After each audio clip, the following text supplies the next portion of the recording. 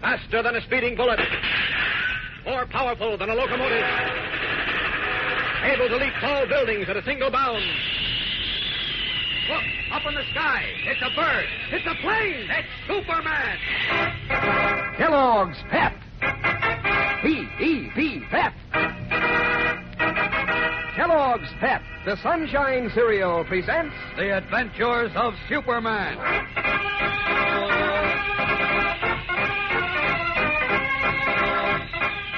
Today, the quick thinking of the Man of Steel has saved Jimmy Olsen from imminent danger, only to pave the way for a new surprise in his fight against the vicious power of intolerance.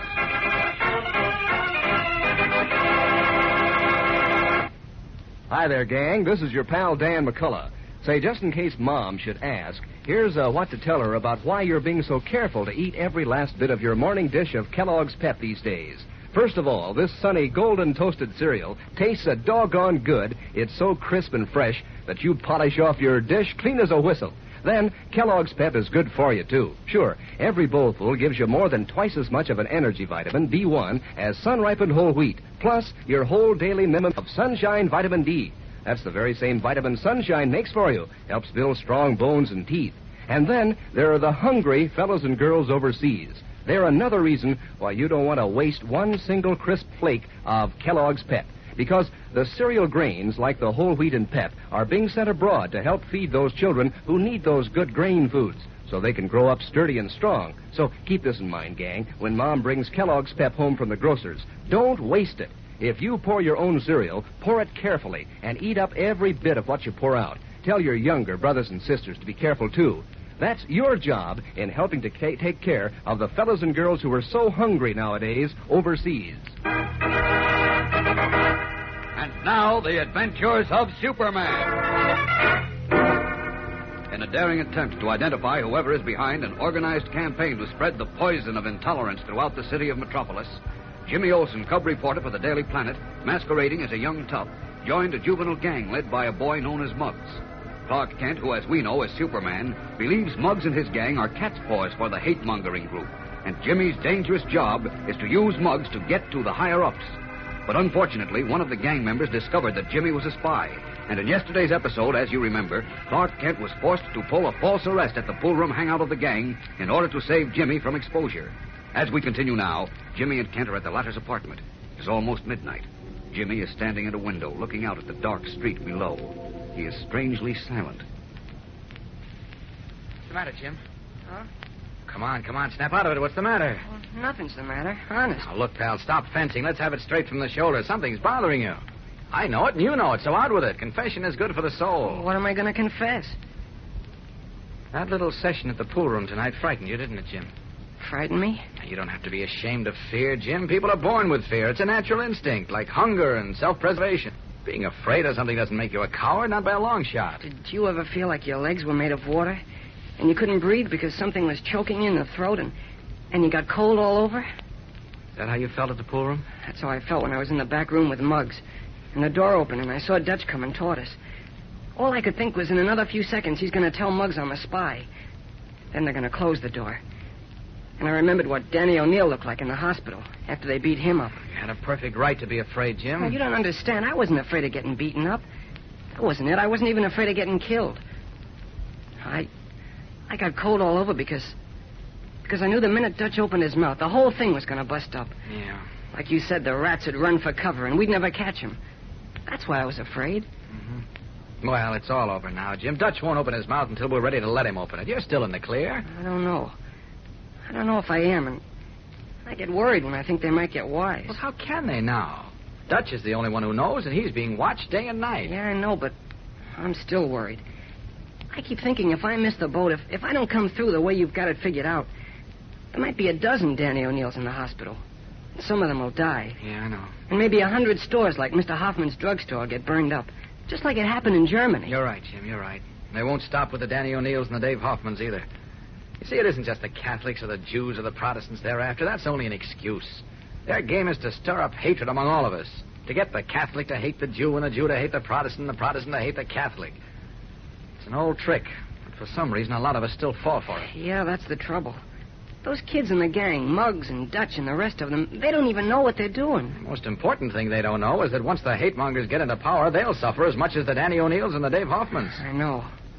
Oh, look, it's after midnight, Jim. You're tired. How about turning in, huh? I don't know whether I can sleep. I've got a funny feeling something's wrong. What do you mean? I don't understand. I can't explain it, but I think... Well, who's that this time of the night? Might be Miss Lane or Mr. White. Well, there's only one way to find out.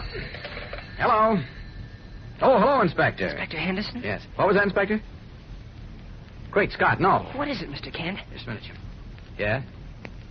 Well, I'm sorry, Inspector, but... Well, I know, but... Oh, now, look, Inspector, there's no sense hanging on the phone arguing about it.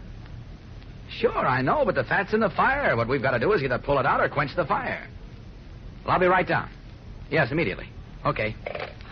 Is something wrong? Not something, Jim. Everything. Golly, you must be clairvoyant. I must be what? Clairvoyant. You can see into the future. Who, me? A minute ago, you said you had a feeling that something was wrong. You don't know how right you were. Get your hat and coat, Jim. We've got to get down to police headquarters. Oh, what for? Well, this may sound strange, but we're going to put you in jail.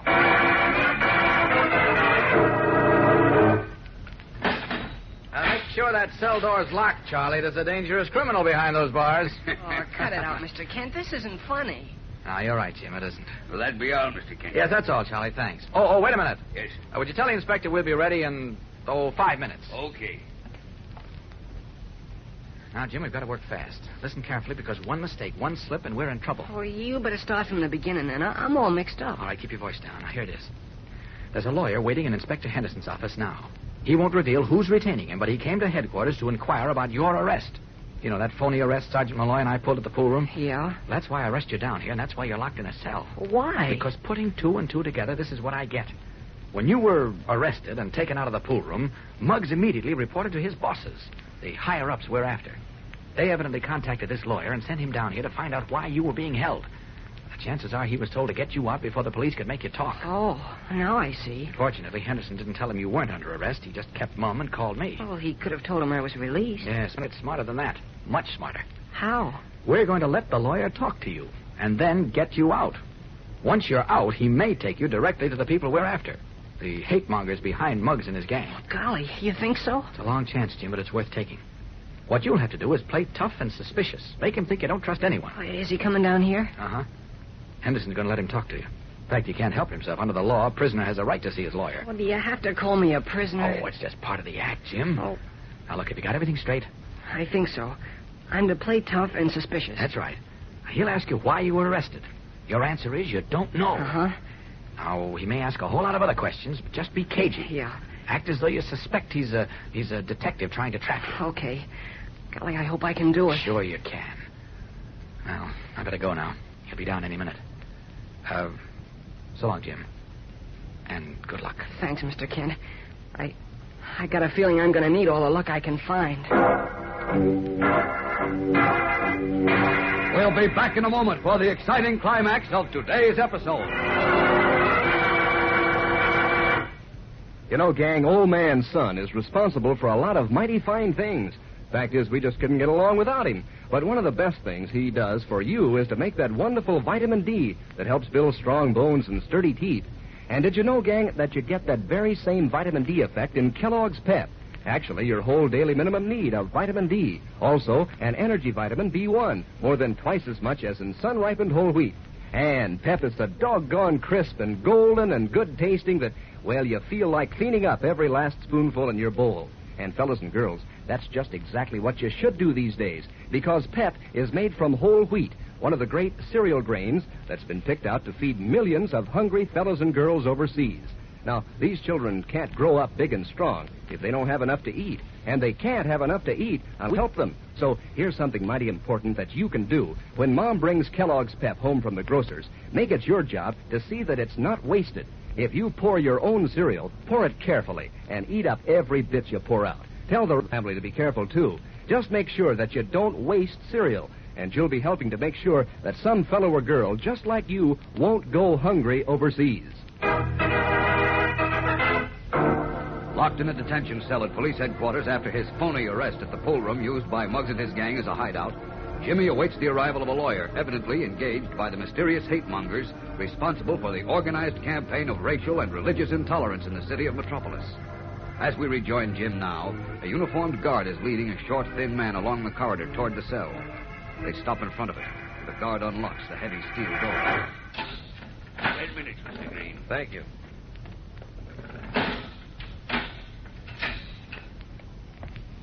Your name's Olsen, isn't it? What's it to you? Now, look, my boy, I'm here to help you. I'm a lawyer. Oh, yeah? Who sent you? Never mind who sent me. Why'd they arrest you? What'd you do? I don't know. Well, you must have some idea. Oh, yeah? Stop saying, oh, yeah, and answer my questions. Why were you arrested? I don't know. How many times do I gotta tell you? Did the cops talk to you at all? Who wants to know? I do. I told you I'm a lawyer. I've been hired to get you out of here. Yeah? Who hired you? That's unimportant. Oh, yeah? Well, I ain't talking to nobody, see? Now, look, you can talk to me. I'm your lawyer. I'm going to help you. How do I know what you are? Maybe you're a dick. Muggs knows I'm not a dick. Yeah? Who's Muggs? You're a smart boy, Olsen. They don't have to worry about you. Who don't? The people who engaged me to get you out. Yeah? Who are they? You wouldn't know if I told you. Now listen to me. I ain't listening to nobody. You'd like to get out of this cell, wouldn't you? I'll get out. Not unless I help you, you won't. Sooner or later, they'll start questioning you. They'll make you talk. That's what you think. As a matter of fact, Now listen to me. I told you, Listen, I I said. My name's Walter Green. I'm the lawyer for the people you and Muggs work for. Now, the police haven't got a thing on you, and I'm going to get you out of here within the next half hour, if you'll cooperate. What do I have to do? Nothing. Just say you don't know why you were arrested.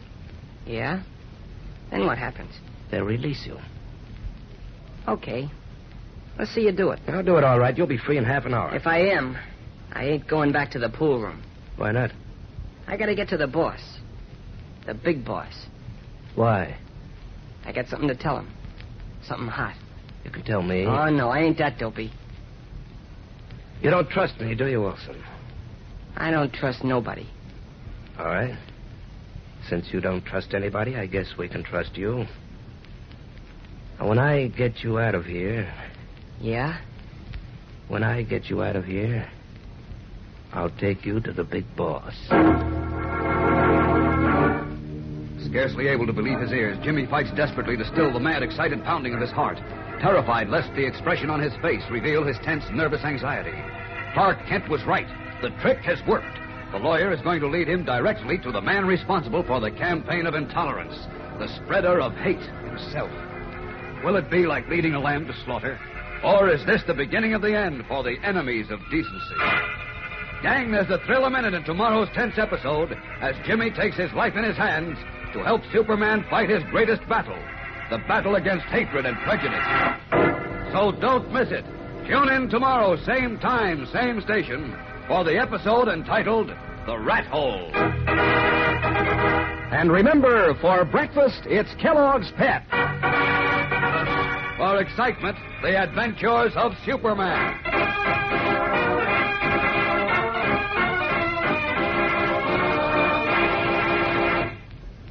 Say, gang, if you've ever had a race with your dog, you know how much he enjoys running and jumping. Now, dogs are like people. To keep their muscles strong, they have to eat right. So if you want to help your dog to stay in the groove, to have strong bones and teeth and muscles, just mix Kellogg's Grow-Pup dog food in with the scraps of meat and fat you give him. There are 3 kinds of Grow-Pup, all with a grand, meaty flavor. There's Grow-Pup Ribbon, Grow-Pup Meal, and Grow-Pup Pellets. Ask your mother to feed your dog Kellogg's Grow-Pup regularly. And be sure to be with us tomorrow for the thrilling adventures of Superman. This is the Mutual Broadcasting System.